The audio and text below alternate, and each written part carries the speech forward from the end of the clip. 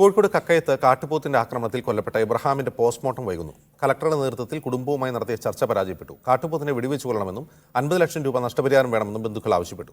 തന്റെ അച്ഛന് വന്ന അവസ്ഥ മറ്റാർക്കും വരരുത് എന്ന് ഇബ്രാഹിമിന്റെ മകൻ ജോബിഷ് പറഞ്ഞു. കലക്ടറേറ്റ് മുന്നിൽ കുത്തിയിരുന്ന് പ്രതിഷേധിച്ച കോൺഗ്രസ് പ്രവർത്തകരെ അറസ്റ്റ് ചെയ്ത് നീക്കി. എന്റെ പപ്പയ്ക്ക് സംഭവിച്ച പോലെ ഇത് വേറെ ആർക്കും സംഭവിക്കരുത്. കാട്ടുപോത്തിനെ വെടിവെച്ച് കൊല്ലുക. ഈ തീരുമാനത്തിൽ ചേർന്ന് നിൽക്കുവാണ്. അവരോടൊപ്പമാണ് ഞങ്ങൾ.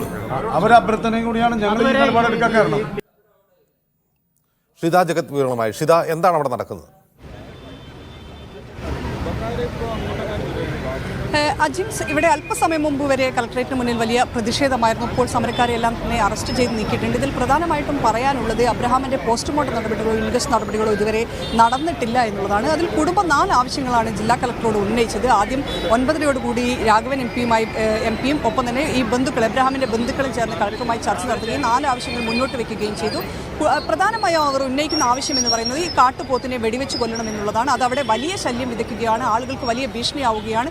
അതുകൊണ്ട് തന്നെ കാട്ടുപോത്തിനെ വെടിവെച്ച് കൊല്ലാനുള്ള അനുമതി വേണമെന്നുള്ളതായിരുന്നു അറിയിച്ചിരുന്നത്. എന്നാൽ 2ാം ഘട്ട ചർച്ചയിലും വനംവകുപ്പ് ഉദ്യോഗസ്ഥരുമായി നടത്തിയ ചർച്ചയ്ക്ക് ശേഷം ജില്ലാ കളക്ടർ അവരോട് പറഞ്ഞിരിക്കുന്നത് അങ്ങനെ ഒരു ഉത്തരവിടാൻ സാധിക്കില്ല.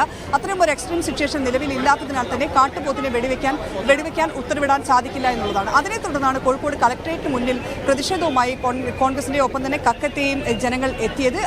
ഏറെ നേരം കളക്ടറേറ്റിന് മുന്നിലുള്ള റോഡ് സമരക്കാർ ഉപരോധിച്ചു. പിന്നീട് സമരക്കാരെ എല്ലാം തന്നെ പോലീസ് അറസ്റ്റ് ചെയ്ത് നീക്കി. ഇപ്പോഴും പറയാനുള്ളത് അബ്രഹാമിന്റെ പോസ്റ്റ്മോർട്ടം എപ്പോൾ നടക്കുമെന്നറിയില്ല. കാരണം ബന്ധുക്കൾ എത്തിയാൽ മാത്രമേ പോസ്റ്റ്മോർട്ടം നടപടികളും ഇൻക്വസ്റ്റ് നടപടികളും നടത്താൻ സാധിക്കുകയുള്ളൂ. പക്ഷേ ഈ കാര്യത്തിലൊന്നും ഒരു ഉറപ്പ് ലഭിക്കാതെ യാതൊരു രീതിയിലുള്ള ഈ പോസ്റ്റ്മോർട്ടമോ ഇൻക്വസ്റ്റോ ആയുള്ള നടപടികളുമായി സഹകരിക്കേണ്ട എന്നുള്ളതാണ് ഇപ്പോൾ കുടുംബത്തിന്റെ തീരുമാനം. അജീസ്, ശരി ഷിത.